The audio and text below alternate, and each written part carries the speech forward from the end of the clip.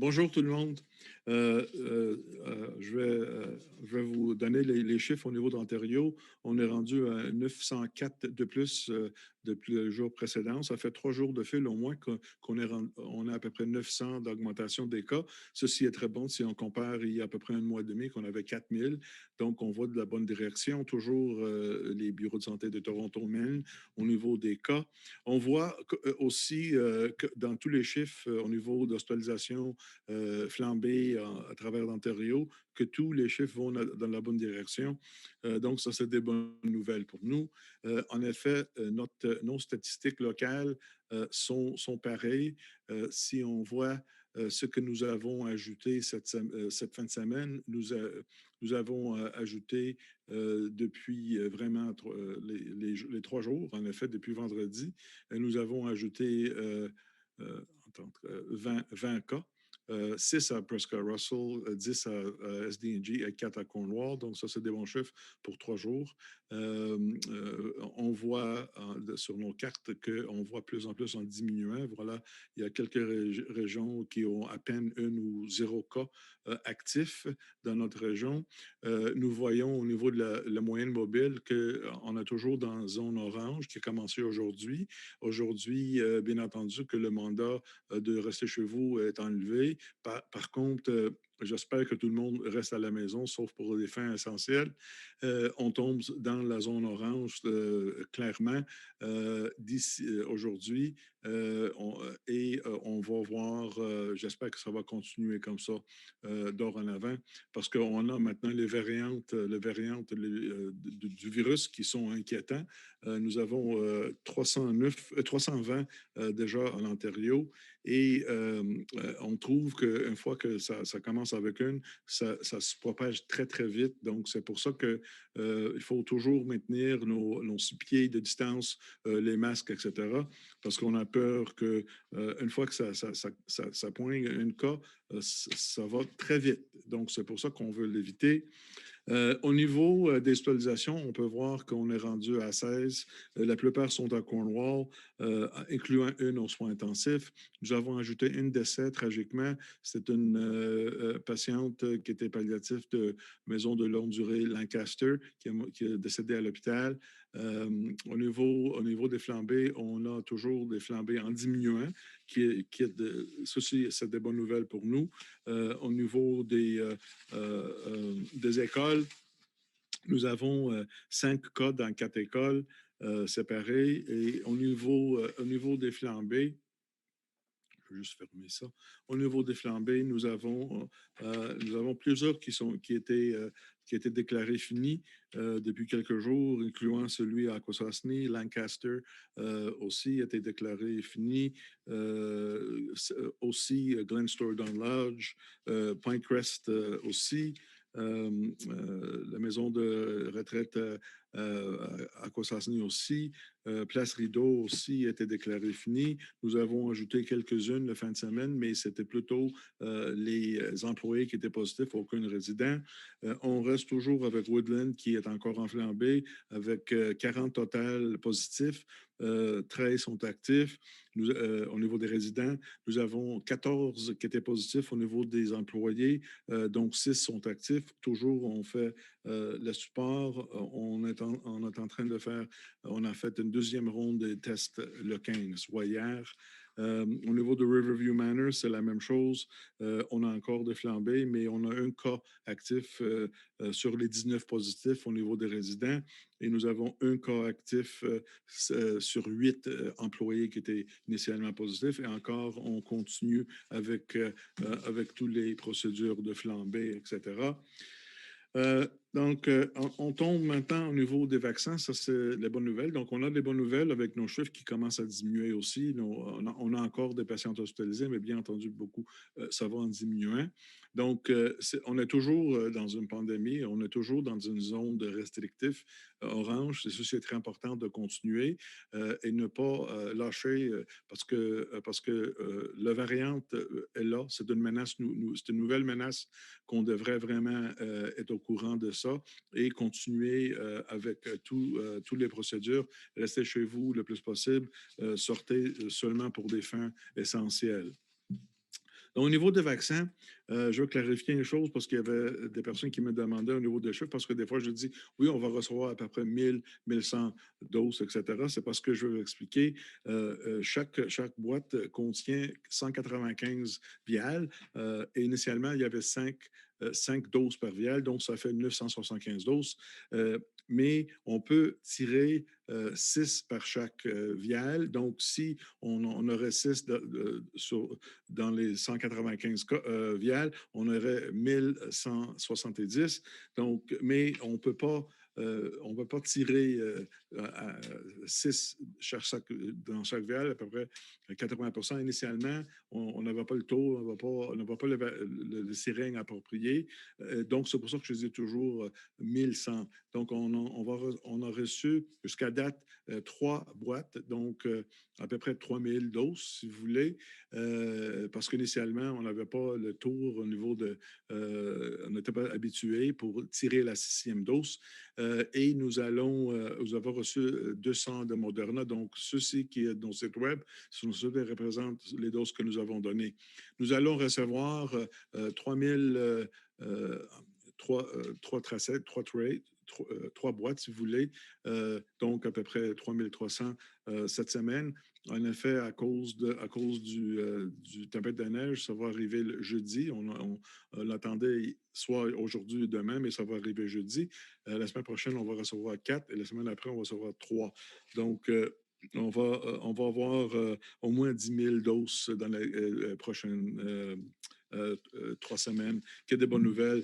Au niveau de priorité, au niveau de première dose qu'on va donner, on va continuer à vacciner les maisons de longue durée. Même aujourd'hui, nous avons vacciné 2 maisons de retraite malgré la tempête de neige. Donc, on va continuer à donner les doses au niveau des résidents, tous les résidents. En effet, nous avons complété les résidents de longue durée. Ça fait longtemps au niveau des premières doses. Là, on est rendu avec la 2e dose. On continue avec les maisons de retraite et on va continuer à vacciner les personnels, les visiteurs essentiels. Aussi, on va continuer à vacciner les travailleurs de santé, surtout dans les hôpitaux. On appelle ça la priorité plus élevée, highest priority. Après ça, on va avoir le very high priority. Ça, c'est les personnels aux hôpitaux plutôt qui travaillent, surtout qui voient les patients de façon régulière. Donc, on va continuer avec ça. Et bien entendu, on va continuer avec les Autochtones aussi, les doses chez les adultes. La prochaine priorité au niveau du premier vaccin, ça va commencer très bientôt, au plus tard le 1er mars. C'est plutôt, on va commencer avec les personnes âgées, plutôt plus que 81. On va continuer, commencer avec ça. On va continuer avec les personnes à l'hôpital et aussi les personnes qui reçoivent, les adultes qui reçoivent les soins à domicile. Donc, on espère bien de recevoir pas mal de vaccins au mois de mars aussi. On parle des millions de doses en Ontario avec Pfizer seulement et on aurait sûrement d'autres vaccins. AstraZeneca, ça va être approuvé bientôt en Canada. Donc, je pense que d'ici mi-mars, on aura beaucoup plus de vaccins et on pourrait vacciner pas mal du monde de façon simultanée. On est en train de travailler avec nos partenaires pour trouver des locales, etc. On a plusieurs façons. On va vous mettre à jour fur et à mesure. Pour le moment, on concentre de faire les priorités. Après ça, on va faire des personnes 75, 65 ans, tous les aînés, les travailleurs essentiels, bien entendu, les premiers répondeurs et les personnes avec des maladies chroniques. Moi, je pense, à un moment donné, on va avoir assez de vaccins qu'on va vacciner plusieurs personnes à la fois, les personnes qui n'ont aucun problème médical, les personnes qui ont médical. En tout cas, je pense que ça va bien rouler le mois prochain. Donc, on est en train de planifier tout ça. Donc, ça, c'est des bonnes nouvelles pour nous. Le plus qu'on vaccine les personnes vulnérables, le moins qu'on va être inquiété que ces personnes vont être hospitalisées ou vont mourir. Donc, ça, c'est des bonnes nouvelles, mais c'est toujours important d'ici là de maintenir tout, surtout en présence du variant de virus, de vraiment faire attention au niveau des précautions de 6 pieds de distance physique, et de porter masque et ne pas rentrer à la maison, ne pas aller au travail ou à l'école si vous êtes malade. So I'm going to take some questions now. I've got a couple here that I've sent here, but I think I've answered them. The one question here talks about how confident are we about the promised vaccine supply. Well, we got confirmation today that we will be getting it, so I am confident that we're getting that. I don't know beyond March 1st, but I do know over the next 3 weeks what we'll be getting, and it seems that we'll be getting over 10,000, way over 10,000 doses, which is very good. The other question is the freezer still in Hawkesbury? Yes, it is, and we've ordered another Pfizer freezer for Cornwall as well. That's easier to have it around. Please note that we also have a Moderna vaccine in Cornwall and vaccine fridge. I mean a freezer because that needs -20. But the AstraZeneca and the other vaccines that are probably going to come out very shortly require just regular refrigeration like we have for our vaccines in general. And I answered the question about frontline workers in hospitals. They're already starting to receive. They've already started receiving. They're receiving moving forward as well. So, take some questions, Chantal. Yes, our first question is from Philip Blanchard, the leader. Go ahead and unmute yourself, Philip. Good afternoon, Dr. Paul. Hi. My first question, the 7-day rolling average places the EOHU actually in the yellow based on the numbers there. Yeah. You're not so willing to go into it. Can you maybe expand a little bit more about why you don't really want to go into that? Because, I mean, usually that's a pretty quick decision, or has been in the past. I'll tell you why, because we didn't have the variants of concern. Philip, we over the weekend, I spoke to some of my colleagues and they described to me how quickly it spread and how quickly, like in an apartment building and condos, it spread tremendously. So I'm quite concerned about that. And so just as being cautious, we had actually suggested that we relook at the framework to begin with, saying that, okay, to be yellow, you have to have even lower numbers, so like pushing everything a bit to be a bit more strict. So that's why it's not to say that we're not going to go in yellow in a week or two. It's just that at this point in time, I would be very cautious about it. And I know that we requested to relook at the framework and say, okay, perhaps you can have orange restrictions and yellow and so on. So that's why. But in the past, I was less concerned about going to yellow and opening up even more to more people because we didn't have the variants. Now we have the variants of concern, and that's why. Okay, great. Thank you. And the second question, vaccinations in retirement homes. The province issued its next round of guidance on the over 80 retirement homes, frontline healthcare workers and that. Do you have any kind of timeline of when you're going to try to get the first doses into retirement homes, like finished up? As soon as possible. We should be, if all goes well, probably by next week, we should be done. If not, like for sure, the end of this month. And if all goes well and weather permitting, we should be doing it by the end of this month for sure. Have all those first doses done. And as a matter of fact, probably have finished the long-term care second dose as well by that time. We have enough vaccine now. Okay, great. Thank you. No problem. Our next question is from Nicole from CBC. Nicole, go ahead and unmute yourself. Hi, Dr. Paul. My apologies if this has been asked and answered in a previous briefing, but I'm wondering if you could elaborate a little bit more about the increase in opioid overdoses in Cornwall that you mentioned a few weeks ago. I guess, wondering if this is just Cornwall, or are we seeing similar trends in the rest of the region? And if it is just Cornwall, I'm wondering if you could be specific about statistics.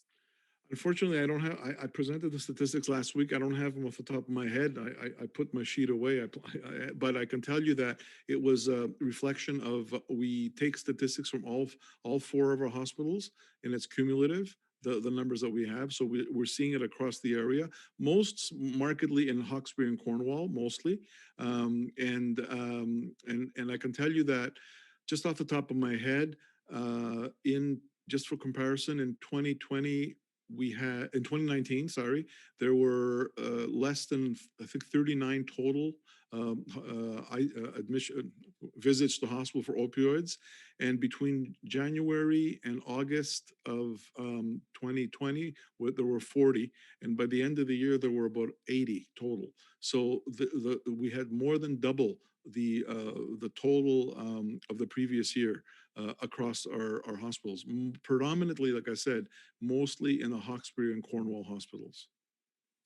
I'm wondering why you think this might be the case, and is there anything that public health is doing or can do to prevent this?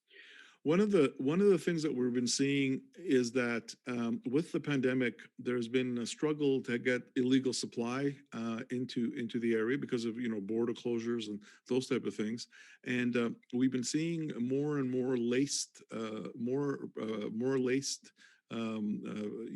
products that are laced with all kinds of other ingredients, including benzodiazepam that is not reversible by naloxone, and that's why we've been getting in trouble. So we've been telling people the most important thing is awareness, and we've always been having the message of please don't use anything off the streets that hasn't come from a pharmacy or from a doctor's prescription to you, and it's more of an education point of view that Narcan will not work if it's laced with this other benzodiazepam, which is like a sleeping pill, like a sort of a Valium type, but it won't be reversed. So that's what we're having problems. So it's, to us, unfortunately, it's more education as much as we can, and warning individuals of the fact that we've already had laced, fentanyl and synthetic fentanyls and those type of things, but now we have this additional issue that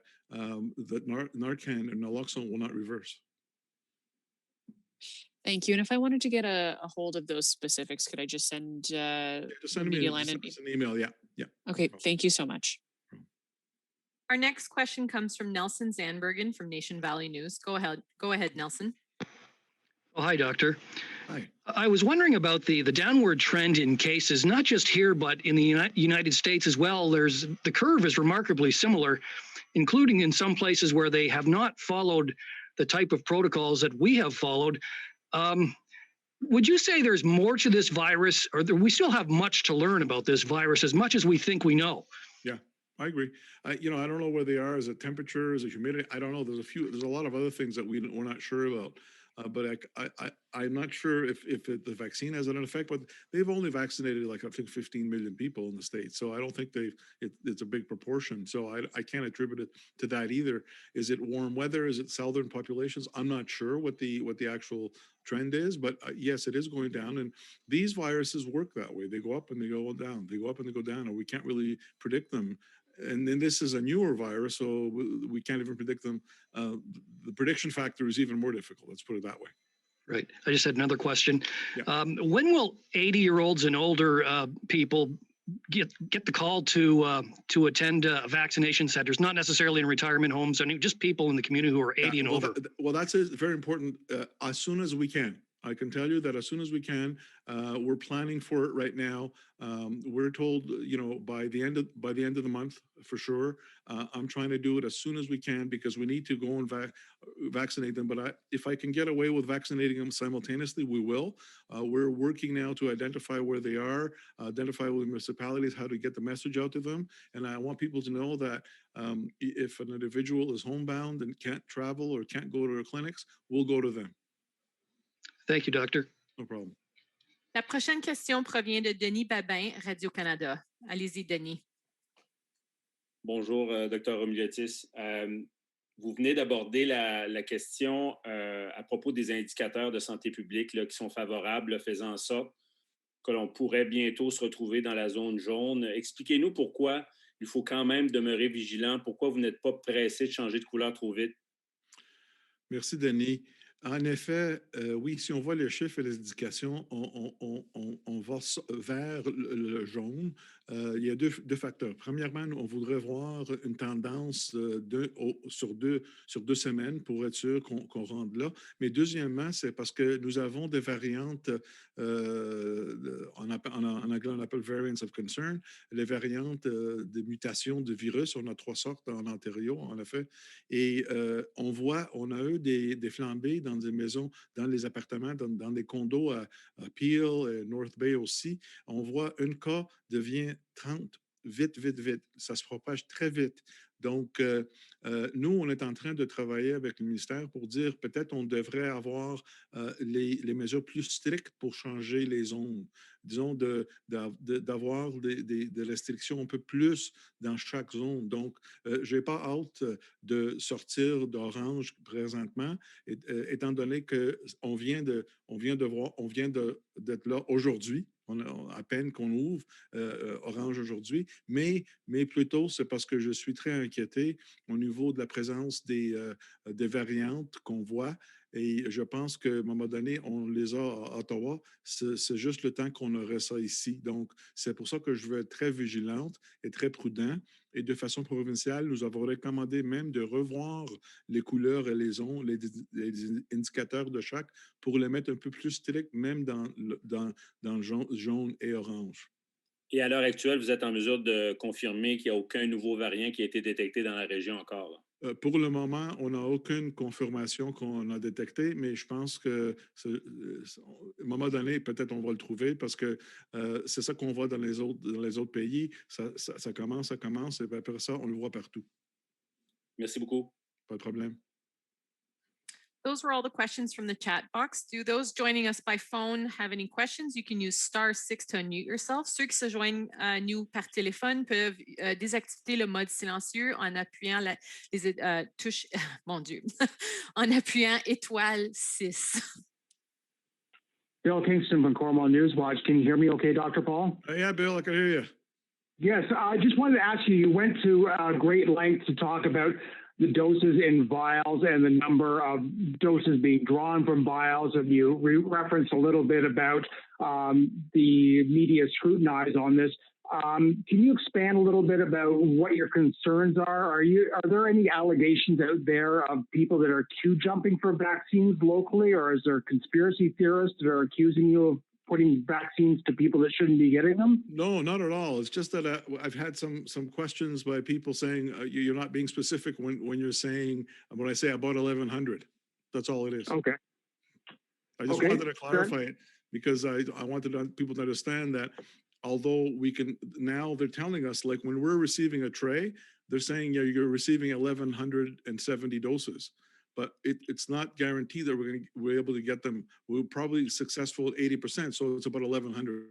So that's why I say about 1,100. I'm not trying to hide anything. I'm just saying the reality because you can't predict exactly what we can get out from each vial. That's why. I see. And just as a follow-up, you said about 80% of going forward, about 80% of the draws from those vials are going to be 6 doses. Are you using exclusively those zero dead syringes now? Yeah, now, because before there was a shortage and we had to use 3 cc syringes, but now we have enough, and apparently the government has bought enough, it will ship them. But when we use the 1 cc syringes and somebody's used to it, we're able to do it like most of the time, 80% of the time at least. Okay, thank you very much. No problem.